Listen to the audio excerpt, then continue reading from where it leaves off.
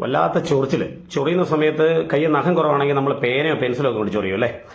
ഇത് എന്റെ കയ്യിലിരിക്കുന്ന ചെരവ. തൽക്കാലം എനിക്ക് ഈ ചെരവിട്ട് ചൊറിയത്തക്ക രീതിയിലുള്ള കുഴപ്പമൊന്നുമില്ല. ഈ ചെരവ പോലും തികയാത്ത ഒരാളുണ്ട് കേരളത്തിൽ, സി കെ വിനീതിനെ ഞാൻ നിങ്ങൾക്ക് പരിചയപ്പെടുത്തേണ്ട കാര്യമില്ല. രാജ്യാന്തര ഫുട്ബോൾ താരമാണ് അദ്ദേഹം. മലയാളിക്ക് അഭിമാനമായിരുന്നു. മലയാളിയായ ഒരാൾ ഈ ലെവലിൽ ഉയർന്നു വരിക എന്ന് പറഞ്ഞു കഴിഞ്ഞാൽ.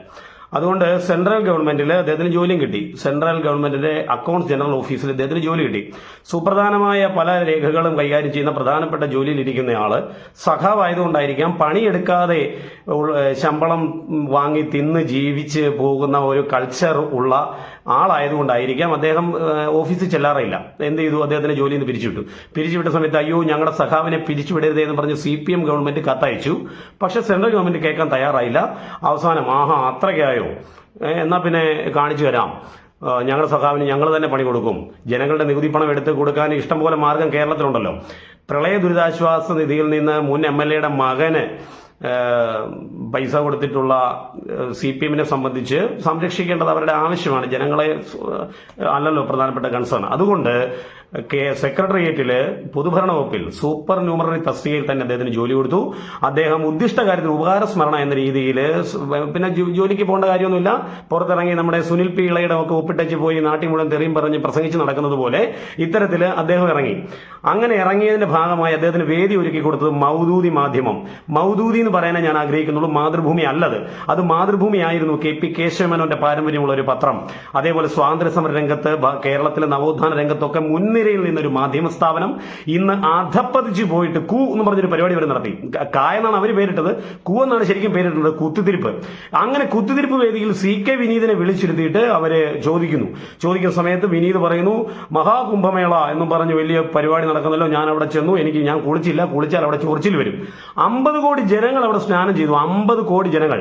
അതിൽ മതമുള്ളവരുണ്ട്, മതമില്ലാത്തവരുണ്ട്, സന്യാസി ശ്രേഷ്ഠന്മാരുണ്ട്, ഭാരതത്തിന്റെ രാഷ്ട്രപതി ഉണ്ടായിരുന്നു, പ്രധാനമന്ത്രി ഉണ്ടായിരുന്നു, അതേപോലെ തന്നെ ഹേമമാലിനി അടക്കമുള്ള സെലിബ്രിറ്റികൾ ഉണ്ടായിരുന്നു, സുരേഷ് റൈന ഉണ്ടായിരുന്നു, VP സിംഗ് ഉണ്ടായിരുന്നു. ഇങ്ങനെ എത്രയോ പേര്. 50 കോടി എന്ന് പറഞ്ഞാൽ കേരള സർക്കാരിന് ചിന്തിക്കാൻ പോലും സാധിക്കത്തില്ല.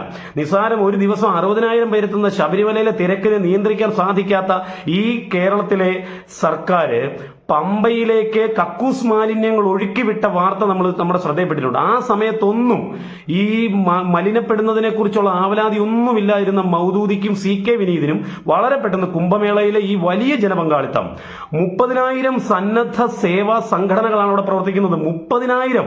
ഒന്ന് ആലോചിച്ച് നോക്കണം.